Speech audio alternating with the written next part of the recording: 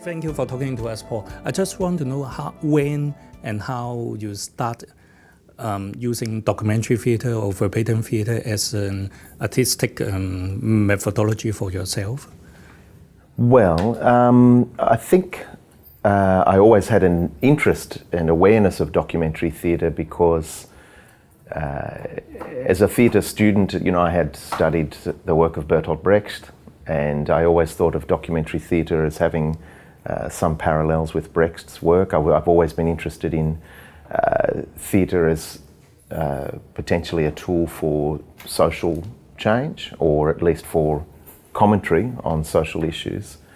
But my first experiences working professionally in theatre were in community-based settings, working with young people, or working on projects where there was collaborations between, for example, recently arrived migrant communities and other Australians. So I've always brought to documentary theatre also that emphasis on connecting with communities and trying to find stories that maybe haven't been given much focus, and helping communities voice those experiences that are maybe forgotten or ignored. Then the very first play, however, of a documentary nature that I was involved in scripting, and I was the dramaturg, was a play called CMI, A Certain Maritime Incident. And I think from memory, that production premiered in 2004, I think. And the title of the play, CMI, stands for A Certain Maritime Incident. And the title was taken from the title of a report by the Australian Federal Parliament, the Senate. They had a committee of inquiry, inquiring into a certain maritime incident. And the incident was actually a non-incident. The incident was the claim that asylum seekers coming to Australia by boat, when they were met by Australian Navy personnel, it was claimed by leading politicians of the day, the Prime Minister, the Minister for Immigration, the Minister for Defence, and so forth. They made a claim that the asylum seekers threw their children into the water because apparently in that way the Navy would be forced to rescue the children, and once the Navy had taken the children on board the Navy vessel, they could make a claim for political asylum. And that was the claim that was made. And as soon as that claim was made, and this was in 2001, it was in the context of a federal election campaign. And the government was very strongly trying to demonise asylum seekers and refugees. And they were also mixing that up with discourse about the war on terror. Who knows who's coming on these boats? Maybe terrorists are coming on these boats. We have to protect our borders. We have to be strong. All this kind of nationalist rhetoric and xenophobia. But even when this claim was made in the course of the election campaign, some journalists were saying, I'm not sure.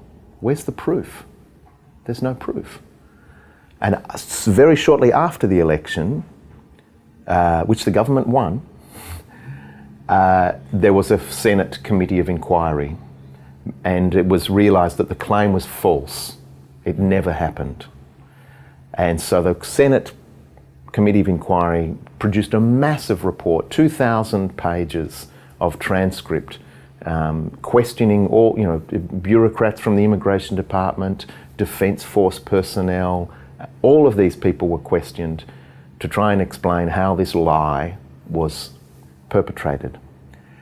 And one day I met with my friend David Williams, who was in the early stages of creating the company version 1.0 with some other very wonderful artists. They were rehearsing a show in our studio space here at the University of Sydney.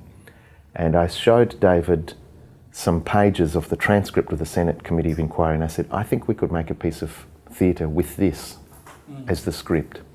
I think I had in mind something like the Worcester Group, LSD, just the high points, of quite an avant-garde approach to the text. So I wasn't thinking of tribunal theatre in the way that it's been done by, say, Tricycle Theatre. In fact, I wasn't aware of very much of the work of tricycle theatre. I was thinking much more of companies like Forced Entertainment or the Worcester Group. I was thinking we should do something very postmodern, use that text, but really in a very heightened theatrical way, with a lot of Brechtian, Verfremdungseffekt and all this sort of thing.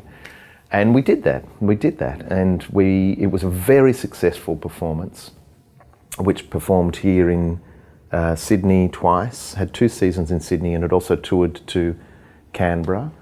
And that then became a modus operandi for that company, version 1.0. We started making a lot of shows that were based on transcripts of judicial inquiries, Senate committee inquiries, politicians giving press conferences, these sorts of things. And we found that there was, it was very interesting to work with these materials and to give them a sort of a postmodern treatment, to enable audiences to see for themselves the kind of the cracks, the ideological cracks in the official discourse. And so the audiences can start asking themselves, well, what's behind this story?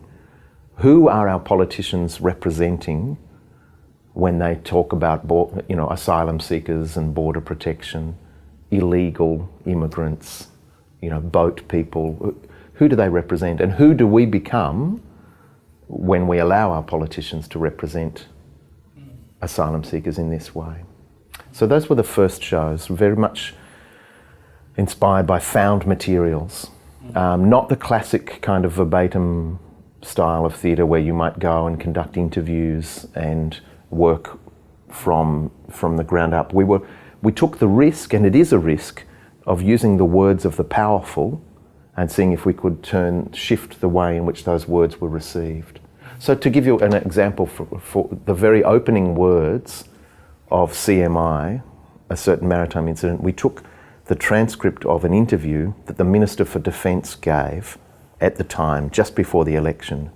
And he was asked by a journalist from the Australian Broadcasting Commission, where is the evidence? And he said, well, I have photographs. You can see the people are in the water. And she said, yes, but the photographs only show people in the water. They don't show how the people got into the water. And he said, oh, well, you might want to ask questions, you might want to know it, but it did happen. Mm-hmm. It did happen. The fact is there were children in the water. And he gave this long speech. And we decided, well, it's a play about whether or not some children were in the water. Or it's a story about that. So we had the Minister for Defence was represented by a young boy, in fact my son, who was only 5 years old at the time, and he was just learning to read.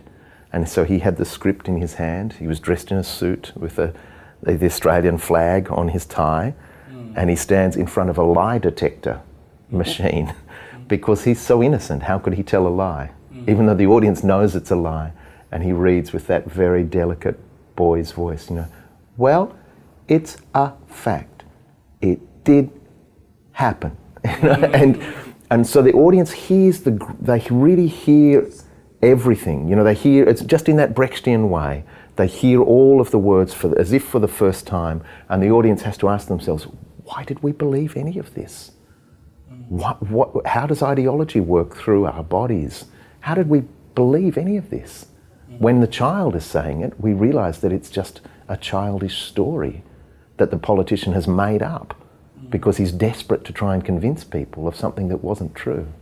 So that was the chat with but there is always a risk, and our good friend Caroline Wake has written about this. When you take the words of the powerful as your source material for documentary theatre, there is the risk that you are just making the voices of the powerful stronger and stronger. So I think my journey in documentary theatre has been exploring what you can do with the words of the powerful, but now increasingly I find myself working with people who have less power. And yes, that's what I realized in recent years. You instead, apart from taking materials from the found materials, like transcripts, and you start really go into the direction of talking to real people, talking to people, yes, and do interviews by yourselves. Yes. So can you tell us a bit about that experience? I can. And it's been a very humbling experience. Most of the early shows of version 1.0, these shows based on transcripts of inquiries, literally we downloaded the material from the internet, you know. Sometimes we were not sure if we had permission to use the material. I remember we wrote a letter to the what's his name? It's the person, the official who manages the Senate, the business of the Senate, and we asked for advice about the rules of the Senate. Is this material copyright? Can we use it? And he wrote back and he said, well, there is a convention that artists and intellectuals and academics are allowed to use the material for the purpose of raising legitimate public debate. But you must not use the material for the purpose of satire or ridicule and so forth. And that's all he said. Gray area. So there's a very grey area. So anyway, we thought, okay, and almost like a prophylactic, like a ritual, we pasted pages of all of the transcript all over the foyer of the theatre, and we made it clear in the program that we said, if you would like to understand the context in which these words were first uttered, you know, just ask us, we will help. Well, of course we don't mean to satirize or ridicule and so forth. But despite those small problems about, you know, do you have the permission to use the material? Really, we just downloaded stuff off the internet, we delegated the reading task. We were a large company. We would all read bits and we would come and then share, and you know, we made a text through a montage process. Now, there was a moment, and I'll never forget this, when we were making the show CMI, and several of us in the company, one colleague in particular, a woman called Danielle Antaki, one of the performer devisers, we were saying, well, how does the voice of the asylum seeker come into our play? Because we were all white, middle class, you know, university educated performance makers. And obviously it's not our position to represent an asylum seeker, but where is this voice? And we realised that one of the witnesses who appeared before the Senate committee inquiry tabled statements by people, asylum seekers, who were on this boat that sank. That's why they were in the water. They never threw their children into the water. The boat sank. And a number of people drowned, but some survived. And, oh, sorry, no, I'm confusing. There was another boat that sank, the Sea of X, this one is known as. And 353 men, women and children drowned, but some survived. And these asylum seekers' words were recorded in interviews by the United Nations High Commission for Refugees, I think. So we had the transcripts of their interviews. And we thought, well, we can't stand up and voice these words. But we put the words into computer software, one of these software programs that generates, from text, it generates speech with that metallic kind of computer voice, you know. I was in the water, and we just had played that to the audience unrelentingly for about 10 minutes, a montage of the voices of the asylum seekers who had survived, nearly drowned at sea, who had witnessed some of their loved ones drowning. And that was played as the politicians were finishing their inquiry, the actors were cleaning the stage, tidying up everything, cleaning everything away, and there is this relentless voice just coming through the computer-generated text-to-speech software, and the audience was transfixed because they had forgotten this story about the boat that sank. Everyone remembered the story about the so-called children overboard, but we had forgotten the bigger story about the boat that sank. And even I just forgot it a moment ago. Remember, I was confused a moment ago. That's one of documentary theatre's important tasks, is to help people construct and reconstruct their memories. So we started making, and it was theatrically, it was an extraordinary ending to the show.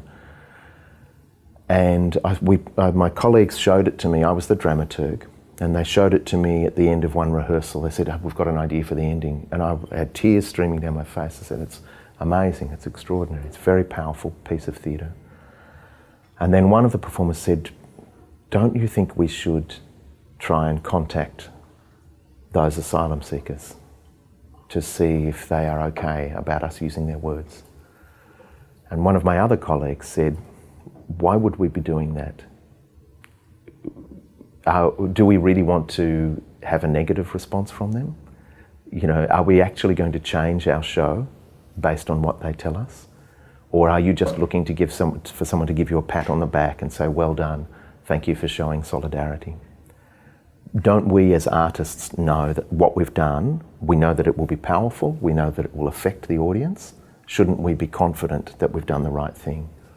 And we had a little bit of discussion in the room, and eventually we agreed with the colleague who said, "No, let's just back our judgment, back our artistic and our political judgment, and let's just stage that as we had created it." In the end, the man who had translated the interviews with the asylum seekers and who was an important spokesperson for the Islamic community in Australia, he came to see the show, and he very much appreciated the way that we had used the material, and he said he thought it was very appropriate.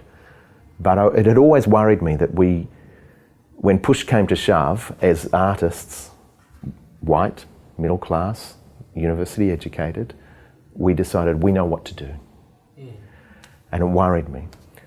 Because I knew then, I was then offered later on the opportunity to work as a dramaturg on a collaboration between Version 1.0, Belvoir Street Theatre, one of our main companies here in Sydney, and Ilbidjeri Theatre from Melbourne, an Aboriginal theatre company, and members of the Aboriginal and Torres Strait Islander communities of a place called Palm Island. And all of these companies wanted to collaborate on a piece of documentary theatre involving the people from Palm Island and examining the history of that island, because it was a place where members of the stolen generations, for example, Aboriginal children taken from their parents were sent there, or so-called troublemakers were sent there by the colonial authorities and by the Queensland government, were constantly dumped on this island just off the coast of Townsville. And there had always been a lot of oppression of these people. And around the time when we were making this show, not so many years before, there had been a horrific example of a death in custody. An Aboriginal man had been killed in police custody. And so we're in the room, myself and David Williams from Version 1.0, the artistic director the current artistic director of Belvoir Street Theatre, Rachel Mazza, an Aboriginal woman who's the artistic director of Ilbidjeri Theatre and whose family comes from Palm Island. And she said to us, she challenged us, she said, "Well, Version 1.0 people, you could make the same sort of show you've made before. You could just download the transcripts of the coronial inquest and the court cases, and you could make that sort of show that you've made before." And we knew that that wouldn't be appropriate, that we actually had to go and meet the Aboriginal families, the relatives of the man who had been killed, and to talk with them and to conduct interviews with them and try and make sure that we were telling the story in ways that they were comfortable with, because they had had so many stories told about them. They had had documentary filmmakers, TV, newspaper journalists, radio journalists, lawyers, and we realised we needed to meet them. But it's an interesting political situation. When you think about it, here am I, white, male, middle class, tertiary educated, When it's a question of the representation of asylum seekers, I felt, I know what to do. When it's a question of the representation of Aboriginal people's perspectives, I said, I can't do this. So I feel a sense of ambivalence about that. I realise that even though the play about the asylum seekers was a play about white Australia, it was a play about our politics and how that works. We were not trying to represent the experiences of asylum seekers in any direct way. But I realise that as a white person, I probably feel like I have a legitimate voice and a legitimate position in debates about our borders and our immigration. When it comes to talking about our Aboriginal and Torres Strait Islander peoples, I don't feel I have any legitimate position because of the history of the dispossession of Aboriginal and Torres Strait Islander people, which continues to benefit white Australians. So I realised there was an incoherence in my politics. In one case, I feel confident that I can do what I want. In another case, I feel rightfully humble and cautious. So I've really enjoyed that's the moment of transition. So the show with the community in Palm Island, which became a show called Beautiful One Day, which premiered in 2012, I think. 2012, and then we had a tour in 2013. It's been to London and toured to the Brisbane Festival and a couple of other, and toured to Melbourne. And then the next show, more recently, is a show called Tribunal, which revisits the issue of the politics of border protection, but this time was made in collaboration with asylum seekers and an Aboriginal elder. So that's been, it's been a really important transition for me to try and learn to shut up and listen a bit more, which is ironic because I'm talking my head off to you. You were just about the show of Beautiful One Day. You said that there have been documentary films, documentary TVs, talking to the same. Talking about the same issue, talking to the same interviewees, and why do you think documentary theatre is necessary? Because this is one of the questions I was always asked in Hong Kong. Yeah, yes. It's a great question. Of course, you can make a documentary film, and there is a documentary film called The Tall Man, which is a very good film. It's a very good documentary film. I guess for me, and this sounds maybe a bit of a cliche, but there is something important about the liveness of the theatre event. The documentary film is in the can. Do you know what I mean? Like it's once it's done, it's done. And so whatever editorial line the documentary filmmaker has decided to follow becomes fixed. And what I love with documentary theatre is, although we've rehearsed it and we are going to tell the story pretty much the same way every night, it still has that fragility of any live performance medium. And I think the audience retain, in a Brechtian sense, they retain that awareness of the constructedness of the documentary.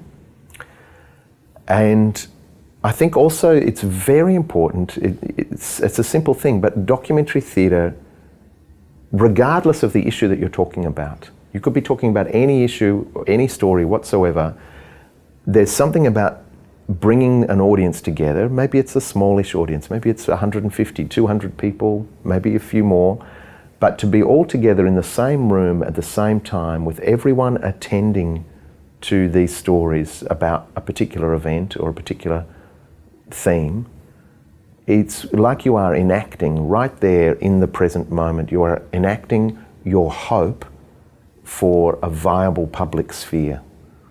You are enacting your hope and your belief that we can find in our society some democratic spaces where we can hold these stories. And I'm not a film of course the audience at a film event can have a kind of collective experience, but I don't think it's quite as intense as in theatre. I think that's what matters to me. And then in this particular case, of course, I felt that maybe the families had other things they wanted to say. You know, I think that the filmmakers and the journalists had been very quick to emphasise the tragedy of these people's lives. And yet when you met them and talked to them, they were full of fun still. Their relative had been killed by the police, but they were still getting on with their lives. And we had meals together. We went to the pub and sang karaoke. We connected in a very intimate way. And I think it was important to make a piece of performance that didn't represent the experiences of those Aboriginal and Torres Strait Islander people in a way that reduced them just to the status of victim, completely disempowered. Yeah. Yes. And another question about the editing of the materials. To me, the process of doing a documentary theatre, the part that gives me the great headache is when I have to edit the materials, and because it's always a very interesting and fun procedure. When I talk to people now, I like listening to people and talk to people. But when after talking for many hours and then I have to sit down and create a show, then that's the moment when the headache comes. Yes. So how is there a way, or after doing a number of shows, that you found that how will you edit the materials? How will you always come faced with such a large amount of materials? It's hard. I think sometimes there will be a story that just jumps out straight away at you, and you just say, that doesn't need to have anything done, just the lightest little edit just to reduce maybe the length of it. But the way that person has told that story to me is exactly the way it should be heard by the audience. That happens sometime. So in the most recent show that I did, again a collaboration with David Williams called Grace Under Pressure, this was a very much more traditional style of verbatim theatre, and we did, every word spoken in the performance came from the transcript of an interview, and those interviews were made with health professionals, doctors, nurses, also students, medical students. And it was about the culture of bullying and harassment in the training of health professionals and in their workplaces, which is very sad. What a strange society where the people to whom we entrust the role of carer can't even care for themselves because they're working in large institutions that are full of bullying and harassment. But one of the first interviews we did, this woman just told the story of how she was a young doctor working in a small country hospital, and there was a very serious road accident, many people injured, and some of whom died. And she was all alone in the hospital for hours trying to deal with this, and she wasn't experienced enough. And when she made phone calls to other doctors to try and get them to come in and help, and they took a long time to come, they didn't quite believe her that it was this serious. And she was talking about a story that had happened to her maybe 30 years earlier, and you could tell she was still a little bit traumatised from the event. And she just, the way she delivered the story, David and I walked away. That was only the second interview we had done, and we walked out of that room and we said, well, that's in the play. And we also knew it would be a climactic moment in the play. Straight away as a dramaturg, I knew that speech will be placed about 2/3 of the way through the play. It will be a key turning point because it's an intense personal experience which reveals the bigger political picture. Because what was amazing about the way she told this story, she was telling you things that were graphic, distressing about, the medical situation she was in, covered in blood and, watching children die in front of her who didn't need to die, or wouldn't have perhaps needed to die if there'd been more medical staff. But she kept interrupting herself, saying, but that's not, I guess that's not really the story. And finally at the end, she said, the real part of the story is when I went the next year to an interview to see about getting another job, where would I be, which hospital would they appoint me to for my next year of employment? And when she walked into this room, one of these senior doctors said, oh, you're that whinger from the country hospital. You're that person who complained. And she went, how can I work in a system that cares so little about its workers? So she became a general practitioner. She got out of working in hospitals. So in that one moment, so that's an example where sometimes that happens, and that's magic when it happens, when someone just gives you that, you know, their analysis of the situation is so profound, and their effectiveness in communicating is so clear and sharp. Great. Other times you just have a mess of material. I think for me a very important decision early on that needs to be made is, is the presence of the documentary theatre makers going to be acknowledged within the play or not? Is the act of narrating also part of the show in a way? And generally, because I have this strong, residual Brechtianism in me, generally for me I like to find a way of letting the audience know that this is me, I'm Paul, I'm not really a police officer, but I am going to lend my body and my voice to the task of creating for you enough of the reality of this police officer for you to follow the story. So quite Brechtian. Show that you are showing. And for me, so often in the editing process, I need to find that first. I need to find what's the platform, if you like, because the documentary theatre is often performed on a quite open, bare stage. In the shows of version 1.0, the stages were often very bare, but with lots of audio-visual projection screens and things. And on that bare platform, who are you standing on that stage? And I feel like that's quite important. So sometimes I'm looking for just little funny moments, like in the Grace Under Pressure show, the one with the medical staff and the health workers. One interview just had this moment where someone was talking to us and then her phone went off. And on the transcript of the interview, it had the voice of the interviewer saying, "Oh, that's okay. Answer your phone if you need to. I can turn this off." Okay, we're back on. and it was it's just a little thing. It was a tiny little thing, but I thought the audience need to know that. And then at the end of the play, there's a long monologue, which is the voice of the interviewer. And in fact, it's my story. It's about the story about the care that my mother was given in her last days of life in the hospital. She had a very good death. And I'd been interviewing a doctor who'd had some horrific experiences. And I've just felt, on a human level, as an interviewer, I thought, I need to tell this person that you do good work, and that the public with whom you interact, we do really appreciate the work that you do. And let me tell you about the story of how well my mother was looked after when she was dying. And so we kind of so we knew we had a little journey for the interviewer, and we knew that was the way of not only putting the presence of the documentary maker into the show, not to dominate the show, not to become the hero of the story, but just to have a presence, a place from which to speak in the show. And then it also allows the interviewer becomes, at the end of the show, they become a representative of the general public.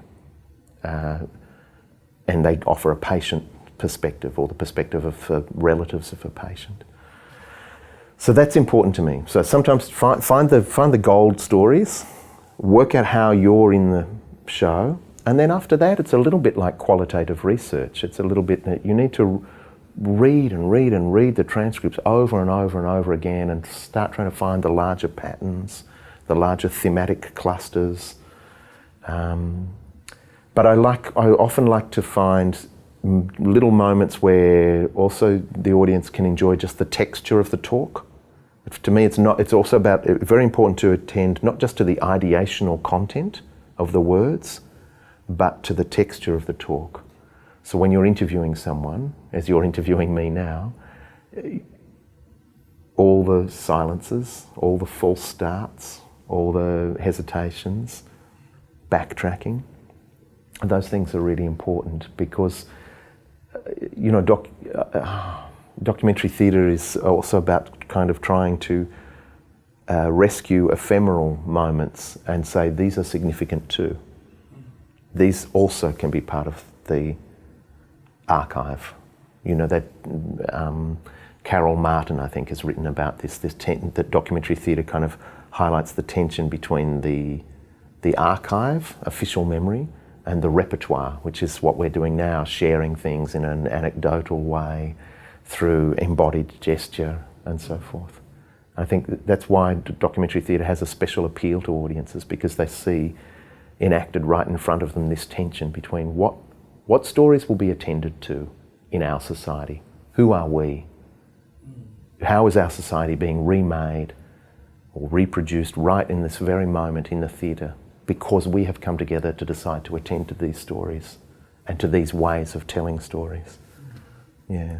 Thank you. The last part, in fact, you have answered my question I want to ask about, apart from that you talk about your satisfaction in doing a documentary theatre, and also I think for the participants, for the interviewees, I think it's important to get their voice being heard by people. And the questions I meant to ask is, what's the point of doing this for the society? But I think you have answered me just your last questions. Yes.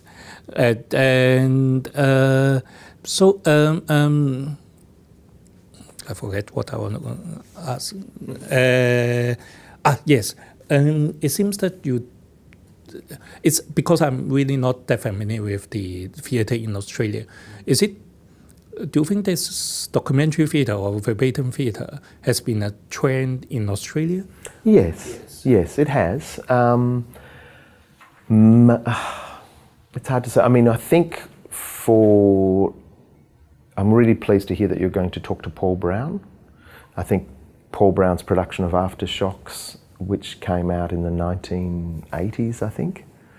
Was it the late 80s, Aftershocks? I think it's 80... Early 90s. Okay. So that was a very important moment, because I knew of verbatim theatre practices, but that was the first time I attended a theatre in Australia and I saw a really elaborate verbatim theatre production, and was very, very affected by it, and realised that there was, the story of the earthquake that affected Newcastle.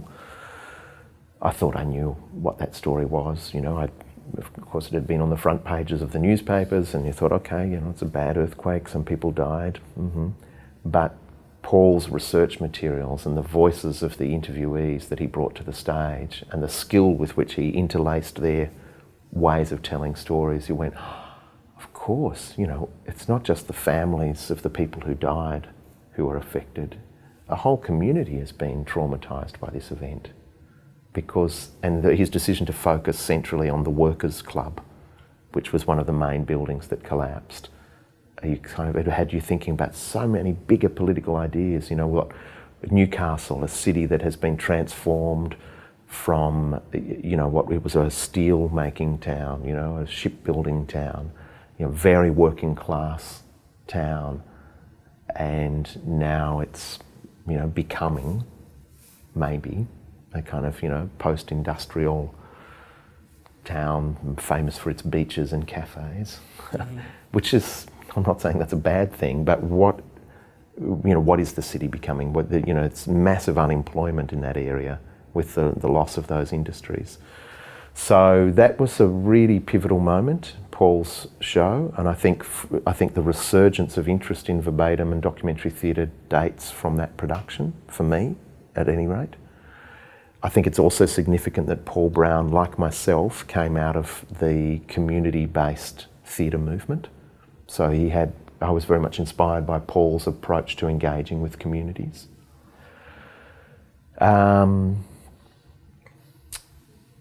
There's a lot, people have worked in lots of different ways. There's been lots of experimentation with forms. So Rosalind Odes' work with the headphone verbatim technique, I think, is quite brilliant, very skillful. Alana Valentine's work interests me a lot because although she has made some plays in that kind of classic verbatim mode, like Aftershocks, she made a play called Run Rabbit Run, yes.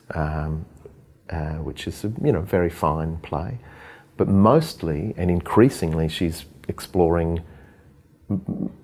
ways of writing plays that are inspired by the traditions of verbatim and will include some verbatim elements, but she's bringing lots of her craft as a playwright. So she's inventing scenes that are based upon the sorts of stories that her interviewees have told her, and that's so. There's a lot of experimentation. Perhaps we've passed a peak. I don't know.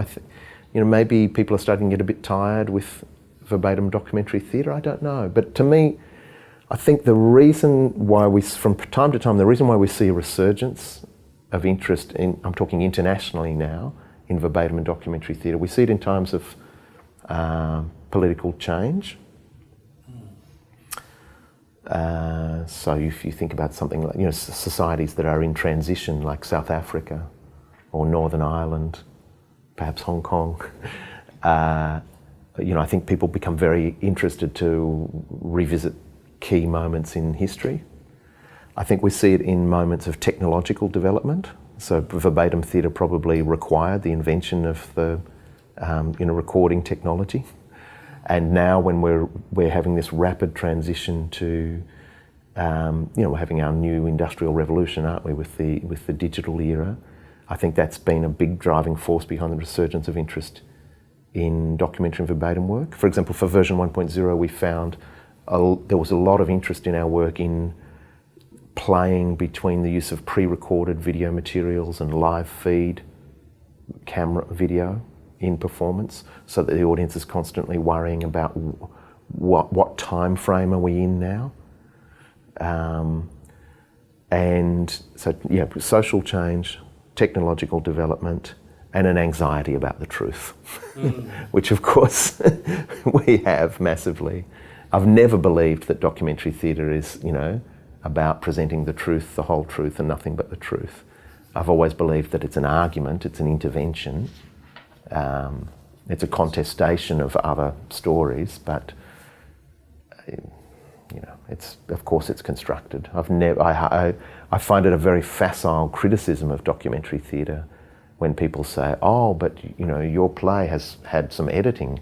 Well, of course, you can go and read the 2,000 pages of the Senate Committee Inquiry if you like, or you can trust that I'm an intelligent person who has edited the material in a thought-provoking way and come and have your thoughts provoked. Yes, that's what. Yes, that's also the way I answer such types of question. That I'm not saying I'm presenting the only truth, but I think it's always good to have one more versions of truth than just one version of truth. Yes, that's the way I answer. This is also the questions I'm always being asked in Hong Kong. Yes. Maybe one last question. You have done so many works now. Is there one particular work that you are up till now you think you are most satisfied with? Is there one show that you think you stumble a little bit and you think you may want to revisit it? You revisit it? I'm very proud of different moments in different shows. CMI, that first documentary piece, was a breakthrough. That was a wonderful show to be part of.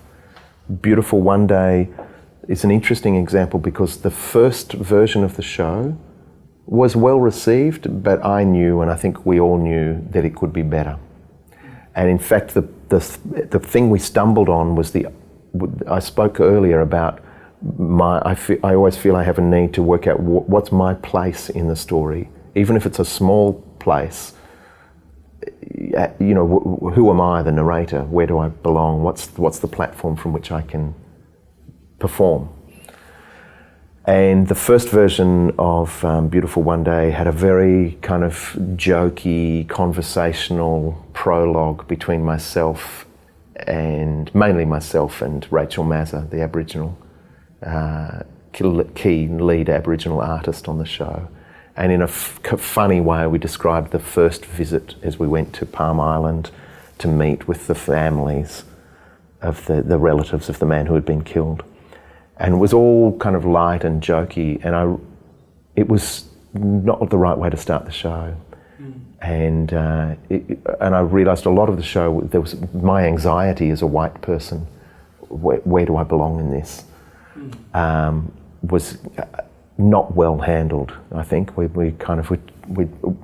the question was important, but we didn't find the right approach. And when we restructured the play, we had no prologue at all, really, just a very simple, all of the actors lined up at the stage, and we all started the play with with one or two lines of dialogue, and it was intercut very quickly, and every line of dialogue started with the words, "I remember." That was a great device, and it just went, I remember sitting down for the first time with Kylie's mother. Kylie was one of my fellow performers. She was the niece of the man who died, and she was performing with us, and she's standing right next to me. So the audience, that's all I had to say for the audience to know, okay, he's connected, but he's not the main person, he's not the protagonist. I remember sitting down and talking with Kylie's mother for the first time. I remember the tears in her eyes, behind her dark sunglasses, as she was talking to us about what happened in the police station that day. And I asked myself, what right do I have to ask any of these questions? Full stop. And once we'd found that simple device of just saying, I'm here, dear audience, because I have an interest in the story. That's all you need to know about me. Now let's get on with it. It's much, much better. So I was really, that's one of, the first version of the show felt kind of clunky, but the chance to revisit that work was wonderful. The show that I haven't talked about, which is probably the show that I'm best known for, is a show called the Bougainville Photoplay Project, which is about many things. It's family memories. My father, during the 1960s as a doctor, visited the region of Bougainville in Papua New Guinea. And he was helping, cure children who had polio and, fixing bones and things. This one? Yeah, this one. And so my father had gone to this place in Papua New Guinea in the 1960s. And then I was going there independently as an academic to do some ethnographic research looking at rituals of reconciliation that the people of Bougainville were doing to heal the effects of a civil war that they had. They call it the Bougainville Crisis. And it was a war in which many people had lost their lives. And I thought, okay, well, that's nice that my father was there in the 1960s, but that's just a curiosity. I'm going to do my academic research. And of course, as soon as I arrived in Bougainville, I had a few photographs that my father had taken. Like this is a photograph, you might not be able to see it there, but a choir of schoolgirls in 1966. And when I was there in 2003, I think, the first time, I met a group of women, and some of them were in the photo, and they remembered my father. And then I was introduced to people of my age whom my father had operated on. So then the play became, it's a soul story. It's like a lecture performance or an autobiographical story, which is about the legacy of colonialism. What was my father doing in 1960s in Bougainville? What was the relationship of Australia to this place at that time? What happened after he left? They made a giant copper mine, environmental devastation, civil war. Australia supported the Papua New Guinea Defence Force in the Civil War. Our government gave them enormous support with military supplies. And the helicopters that we gave them were used for human rights abuses. They were used as helicopter gunships for strafing villages. Most Australians are completely ignorant of that history. And then there's the character of me in the 2000s, the bumbling academic wandering around the villages of Bougainville trying to understand these stories. So the audience and what I love about this show is that the audience has no choice but to follow me. And the story goes here and here.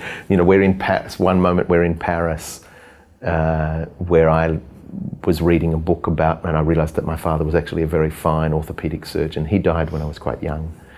Then we're, in Sydney, in the attic of my mother's house, as I'm describing opening the box where I find the photographs of my father. Then we're in Bougainville and we're at a roadblock with, very dangerous guys from the Mekamui Defence Force. And so the story, it's like a travel log and it moves very quickly.